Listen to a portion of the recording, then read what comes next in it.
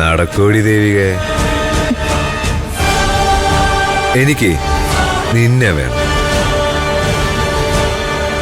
ചന്ദ്രനിലേക്ക് സിദ്ധാർത്ഥനെ വേണം. അത് നടക്കണമെങ്കിൽ ആദ്യം ഇല്ലാണ്ടാവേണ്ടത് മനോഹരന്. ഒരു തവണ പാണ്ടിലൂരി കുഞ്ഞം പഴിച്ചു. പക്ഷേ ജയിലിലെ കാലന്മാർക്ക് ഉന്നം പിഴക്കില്ല.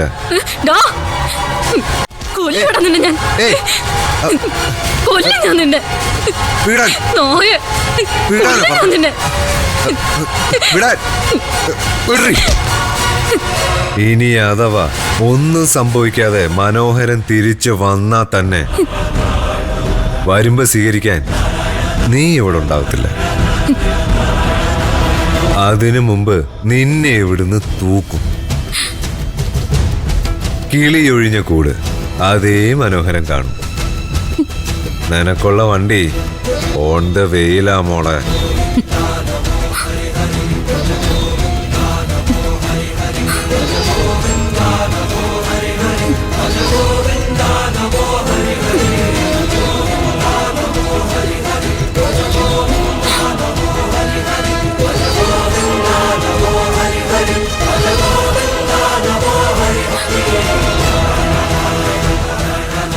മോളവൻ പറഞ്ഞൊന്നും കേട്ട് പേടിക്കണ്ട കേട്ടോ.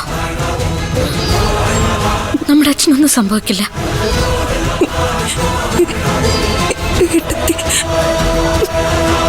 ഏട്ടത്തിക്കൊന്നും സംഭവിക്കില്ല.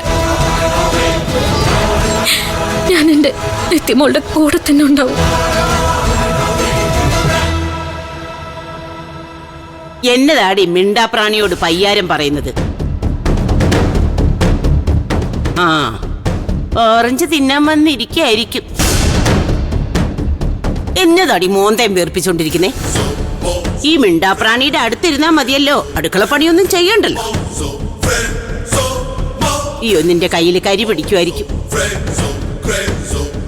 അവളൊരു കരിമിഴി കുരുവി, ഒരു സുന്ദരി കോത. ഞാൻ സുന്ദരി തന്നെയാ. നെഗളിക്കാതടി. ദേ, ഒരു കടുക് പൊട്ടിത്തെറിച്ചാ തീരാവുന്ന സൗന്ദര്യമേ ഉള്ളൂ.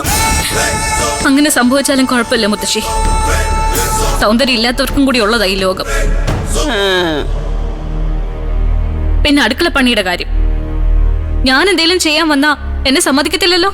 ഓ, സമ്മതിച്ചാ നീ അങ്ങ് മറിക്കും. എടി, ഉപ്പുമാവിന് അരക്കിലോ ഉപ്പ് ചേർക്കുന്നവളല്ലേടി നീ?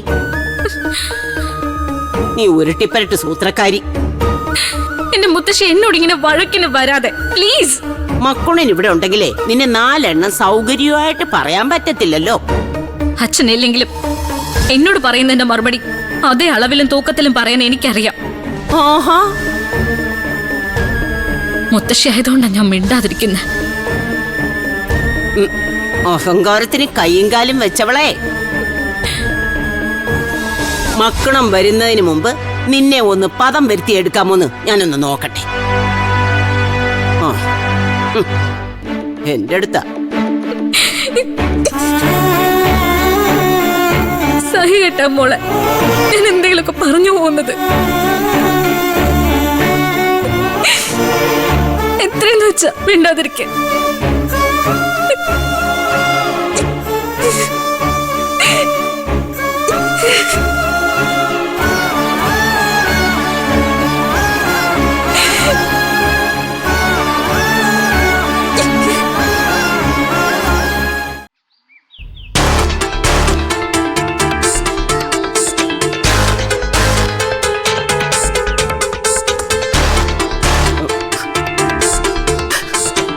പാർവതി, എടി പാർവതി.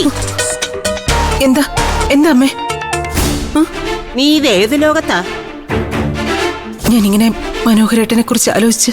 അത് നീ ആലോചിച്ചോ. ആലോചിച്ചോണ്ട് ഇതെന്ന് അരി കഴുകി അടപ്പത്തിട്. മനോഹരന് സമയാസമയത്തിന് ഭക്ഷണം ജയിലിൽ നിന്ന് കിട്ടും. വിശന്ന് കഴിഞ്ഞാ എന്റെ വയറ്റിൽ നിന്ന് ഗുമ്മൻ ഉരുണ്ട് കയറും നിനക്കറിയത്തില്ലേ? ചോറിപ്പ റെഡിയാക്കാമേ. നിക്കവിടെ. ആ ദേവിക പുതത്തെ പറഞ്ഞു വിട്ടേ ഇത്തിരി മീൻ വാങ്ങിപ്പിക്കാമായിരുന്നു. മണമുള്ള ഇത്തിരി ചാറില്ലെങ്കിൽ ഊണിന് ഒരു സുഖമില്ല. അവള് വാങ്ങിക്കണ്ട, ഞാൻ പോയി വാങ്ങിക്കാം. ആഹാ, കൊള്ളാലോ നീ. അപ്പൊ അടുക്കള ഞാൻ നോക്കണമായിരിക്കും അല്ലേ? വേണ്ട വേണ്ട, ഞാൻ ശരത്തുമോനോട് പറഞ്ഞോളാം. കാശ് ഒരു പ്രശ്നമല്ല, അച്ഛന് ജാമ്യം കിട്ടിയിരിക്കണം, അത്രേ ഉള്ളൂ. ആ കണ്ട. ആ ശരി, ഓക്കെ. അമ്മേ, മുത്തശ്ശി, ഇനി ഒന്നും കൊണ്ട് പേടിക്കണ്ട. ഒരു യമണ്ട വക്കീലെ ഞാൻ ഏർപ്പാടാക്കി. ആ സിദ്ധാർത്ഥനെ ഒരവസരം കൂടി കൊടുക്കാം. അടുത്ത ദിവസവും അച്ഛന് ജാമ്യം കിട്ടുന്നില്ലെങ്കിൽ പിന്നെ എന്റെ വക്കീല് കളത്തിലിറങ്ങും. വലിയ പുള്ളിയാ. എന്നതാ ശരത്തുമോനെ വക്കീലിന്റെ പേര്? പേര് ആ രാഘവി. രാഘവിയോ? രാഘവിയല്ല, രാഘവൻ. ആ ആ. ഈ രാഘവൻ ബാധിച്ചിട്ടുള്ള എല്ലാ കേസുകളും ജയിച്ചിട്ടുള്ള ആളാ. വലിയ പൈസ ആവില്ലേ ശരത്തെ? അത് സാരമില്ല, എന്റെ അമ്മ കൊടുത്തോളൂ. കേട്ടോ? അത് വേണ്ട, അത് ശരിയാവില്ല. ഞാൻ എൻ്റെ ഒരു വള തരാം, അത് കൊണ്ടുപോയി വിൽക്കോ പണയം വെക്കോ എന്താന്ന് വെച്ചാ ചെയ്യേ. എന്നതമ്മ പറയുന്നത്? എന്റെ അമ്മയുടെ കാശ് വേണ്ടെങ്കിൽ വേണ്ട, കാശ് ഞാൻ വേറെ അറേഞ്ച് ചെയ്തോളാം. ഞാനിവിടെ നെടുന്നോട് പോലെ നിൽക്കുമ്പോ അമ്മയുടെ കയ്യിലെ വള ഉരുട്ട് വേണോ അച്ഛന് ജയിലിൽ നിറക്കാൻ? പിന്നെ ഞാനെന്തിനാ മകനെന്ന് പറഞ്ഞ് നിൽക്കുന്നത്? അതെ, വേണ്ടത് എന്താണെന്ന് വെച്ചാ ശരത്തുമോൻ ചെയ്തോളൂ. പിന്നെ മനോഹരനെ കൊണ്ട് നീ വക്കീല് പറയുന്ന കടലാസിൽ ഒപ്പിടിച്ചാ മതി. വക്കാലത്ത് ഒഴിയുന്നതായി സിദ്ധാർത്ഥൻ കോടതി പറഞ്ഞാലും മതി. വേണ്ടത് ചെയ്യാം. ശരത്ത് പറഞ്ഞതുപോലെ ഒരു തവണ കൂടി സിദ്ധാർത്ഥൻ ശ്രമിച്ചു നോക്കട്ടെ. എന്നിട്ടും ജാമ്യം കിട്ടിയില്ലെങ്കിൽ മനോഹരേട്ടനും കാര്യം മനസ്സിലാവൂല്ലോ. അതെ. ആ ശരത്തുമോനെ, ശരത്തുമോൻ പുറത്തുപോയി ഇത്തിരി മീൻ വാങ്ങിച്ചോണ്ട് വരുവോ? വലിയ വില കൂടുതലുള്ള മീനൊന്നും വേണ്ട, വല്ല കേരയോ ചൂരയോ മതി, എന്തെങ്കിലും തുണ്ടൻ മീൻ മതി.